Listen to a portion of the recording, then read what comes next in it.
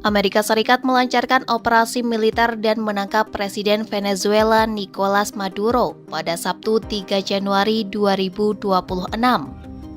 Operasi tersebut dikonfirmasi langsung oleh Presiden AS Donald Trump beberapa jam setelah serangan melalui unggahan Truth Social miliknya. Dalam unggahan itu, Trump menyatakan bahwa pasukan gabungan militer dan penegak hukum AS telah menangkap Presiden Venezuela Nicolas Maduro dan istrinya Cilia Flores lalu menerbangkan keduanya dari negara mereka. Sementara itu, warga ibu kota Venezuela, Caracas, dikejutkan oleh dentuman keras disertai suara pesawat yang terbang rendah pada Sabtu dini hari. Dari kejauhan, tampak nyala api membumbung dan asap pekat mengepul ke langit. Lantas, apa alasan AS menyerang Venezuela dan menangkap Presiden Maduro?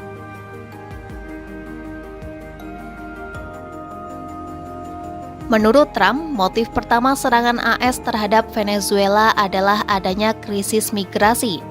Ia menuding Venezuela sebagai asal dari gelombang migran yang memadati perbatasan selatan AS dalam beberapa tahun terakhir. Sejak krisis ekonomi melanda Venezuela pada 2013, sekitar 8 juta warga negara itu dilaporkan meninggalkan kampung halamannya. Mayoritas dari mereka pergi menuju negara-negara tetangga di Amerika Latin. Trump juga mengeklaim tanpa menyertakan bukti bahwa pemerintahan Maduro membebaskan para tahanan dan pasien rumah sakit jiwa untuk dikirim ke AS sebagai bagian dari skema migrasi massal.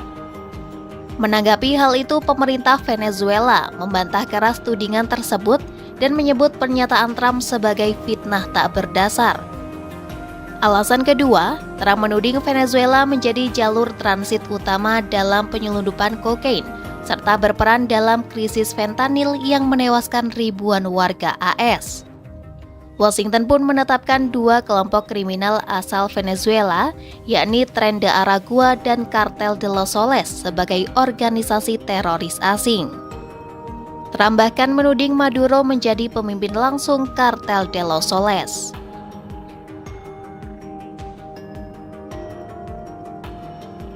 Alasan utama dibalik tindakan drastis AS adalah tuduhan kriminal berat yang sudah lama menjerat Maduro di pengadilan Amerika Serikat.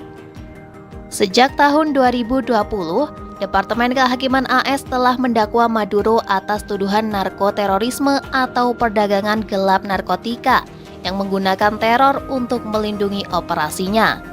Jaksa Agung AS Pam Bondi menyatakan Maduro dan istrinya akan menghadapi dakwaan di New York atas konspirasi terorisme dan penyelundupan narkotika.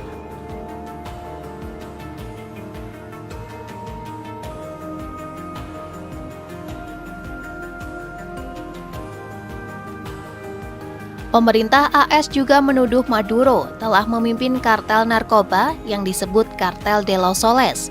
Pemimpin Venezuela itu dituduh bekerja sama dengan kelompok gerilya Kolombia untuk menyelundupkan bertonton kokain ke Amerika Serikat.